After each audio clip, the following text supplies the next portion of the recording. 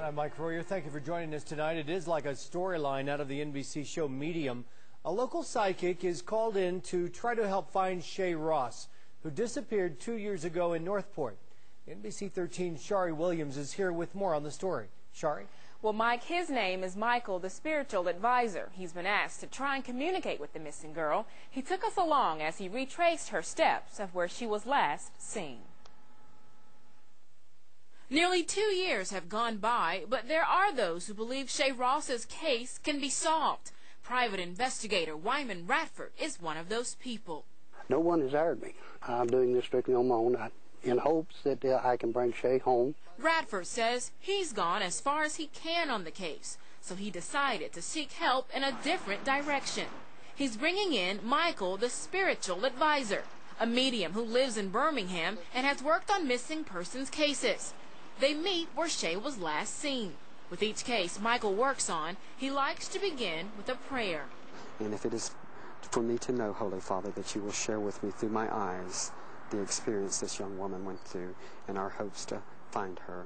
Michael then finds ways to be close to the person in question. So he walks around Shay's home holding socks and jewelry that belonged to her. The last article was worn by Shay, which I was just trying to pick up energy from. The medium prayed for several weeks before coming to Northport. He's never been here before, but says he had detailed dreams of what the neighborhood may look like. Remember the little shed, though, that I asked you about? Yes, sir. Is that it?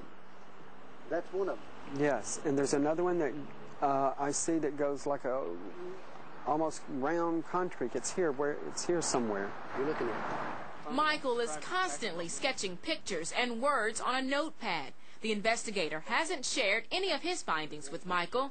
The only way to test the medium's ability is to see what he knows without telling him anything. 6 foot, 6'4", broad shoulders. Could be short hair, dark.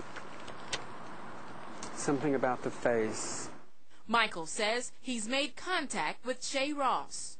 Absolutely do believe that she has spoke through me, because I didn't know any of these things that I wrote down. Michael later says something that strikes the investigator.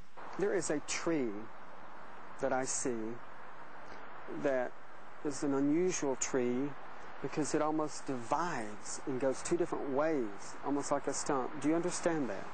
Radford takes Michael a few miles away where the tree in question is. Radford is amazed because he believes this location is important to discovering where the little girl may be. He took pictures of the area and found what he calls a cry for help. It looked like a face was imprinted into the picture, and it's in this area right here behind me. And so therefore, I've been trying since then to find some way to validate it. Our minds are somewhat meeting in our theory. Right. And that is a good thing. The two believe they are onto something. We're going to find her. Right. You know it because you have faith. I know it because I have faith. And it's the faith that will deliver the truth. Now, Michael does have theories about what happened to Shay, but because they implicate people who have not been charged by police, it is inappropriate for us to name them. Michael has shared those theories with the private investigator. We've got you covered live. Shari Williams, NBC 13 News.